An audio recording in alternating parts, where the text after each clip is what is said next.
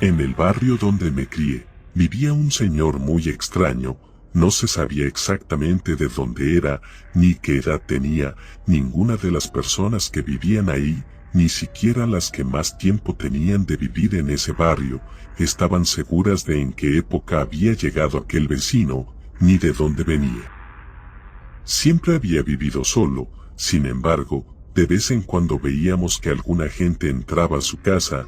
No parecían ser exactamente familiares. Por lo general eran hombres y mujeres de edad mayor, que se veían vestidos en traje formal. Como era de esperarse, muchos empezaron a crear diferentes historias en torno a aquel hombre misterioso. Algunos decían que era un brujo. Otra teoría era que hacía parte de una secta antigua, en donde las personas adquirían vida eterna.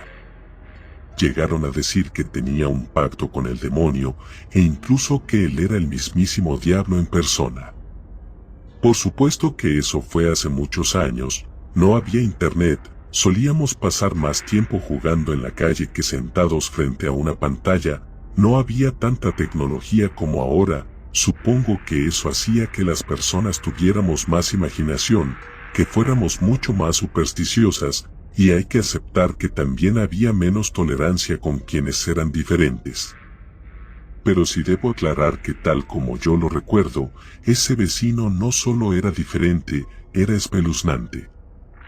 No sé cómo explicarlo, pero cada vez que pasaba cerca de él, o cuando me miraba, había algo extraño, como si sus ojos estuvieran vacíos. Siempre podía sentir escalofríos incluso con el solo hecho de estar junto a su casa. Con mis amigos del barrio solíamos jugar fútbol en un parque que quedaba en el vecindario, era frente a mi casa. Sin embargo, la casa del hombre extraño no estaba exactamente frente al parque, más bien era volteando por una calle que quedaba frente a ese parque.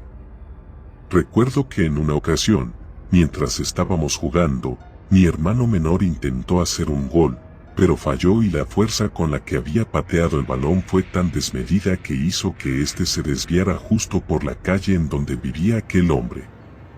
Todos estuvimos de acuerdo en que como la culpa había sido de mi hermano, era él quien debía ir a traerlo. Mi hermano no dijo nada, corrió rápidamente tras el balón. Recuerdo que en cuanto entró por esa calle lo perdí de vista.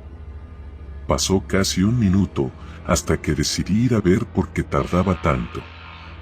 En cuanto llegué a la esquina lo vi salir de esa calle, estaba viendo hacia el suelo y se dirigía aparentemente molesto hacia la casa.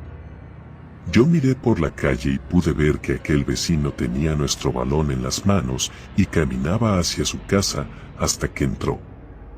Era claro que no tenía la menor intención de regresarnos la pelota. Ninguno fue capaz de ir a reclamarle al hombre, pero yo había quedado algo preocupado por mi hermano, así que fui de inmediato a mi casa para interrogarlo sobre lo que había ocurrido. Después de todo él tenía 10 y yo ya tenía 12, y sentía que como hermano mayor debía ayudarlo y estar pendiente de él. En cuanto entré a mi casa mi mamá me preguntó si sabía qué le había pasado a mi hermano, pues entró directamente a encerrarse en su habitación. Yo le dije que el balón con el que estábamos jugando había terminado frente a la casa del hombre, que era algo extraño. Mi mamá hizo un gesto como si hubiera sentido un escalofrío. Me dijo que ese vecino le parecía siniestro. Hasta los adultos en esa época preferían guardar su distancia con él. Me dijo que mejor diera por perdida la pelota y subiera a ver qué tenía mi hermano. Golpeé la puerta de la habitación, que también era la mía, pero digamos que lo hice solo por cortesía. Al no obtener respuesta simplemente decidí entrar. Mi hermano estaba recostado en su cama mirando al techo. En ese momento tuve el temor de que ese hombre le hubiera hecho daño, así que me acerqué y le pregunté si todo estaba bien. Él dijo que sí de manera cortante. Entonces me quedé un momento en silencio hasta que le pregunté si el vecino le había dicho algo. Él suspiró, y luego se sentó y me miró fijamente. Me dijo que había algo realmente mal con ese señor.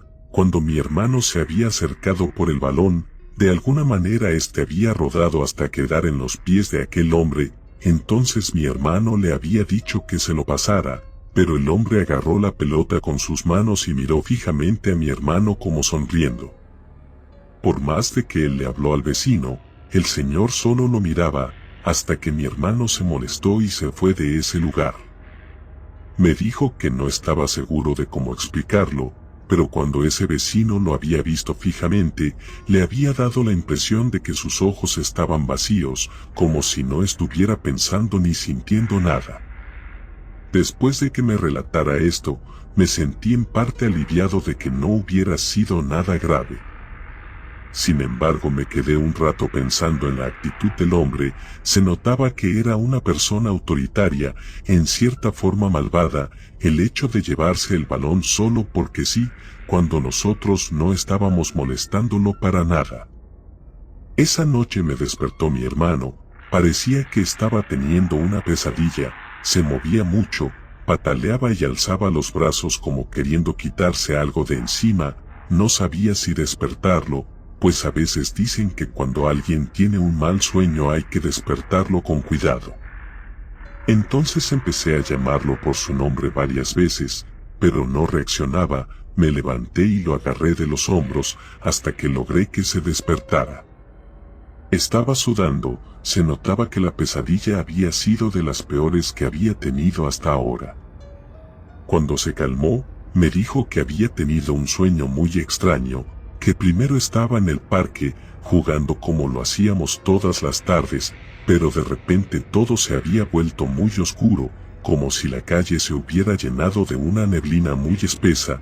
Entonces él había empezado a llamarme, pero yo no estaba completamente solo.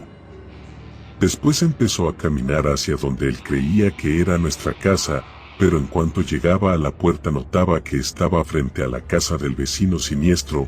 En cuanto daba un paso hacia atrás, varias manos lo agarraban, después lo cubrían con una especie de telaraña y lo arrastraban de los tobillos. Él me dijo que en el sueño intentaba liberarse, pero no podía, y por más que gritaba nadie había ido a ayudarlo, hasta que yo lo desperté. Mi hermano tuvo ese sueño por otras 2 noches esa semana, hasta que el fin de semana me dijo que debíamos recuperar nuestro balón. A mí me parecía una locura.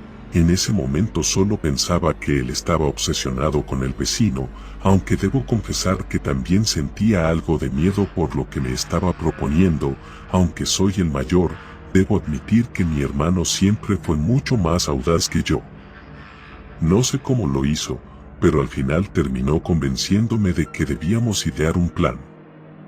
Empezamos a observar si el vecino pasaba mucho tiempo dentro de su casa. Parecía que no salía. Nos preguntábamos si tenía algún trabajo. También notamos que los martes, miércoles y jueves siempre iba gente a su casa después del mediodía, así que decidimos que uno de esos días debíamos intentar entrar para ver si encontrábamos nuestra pelota.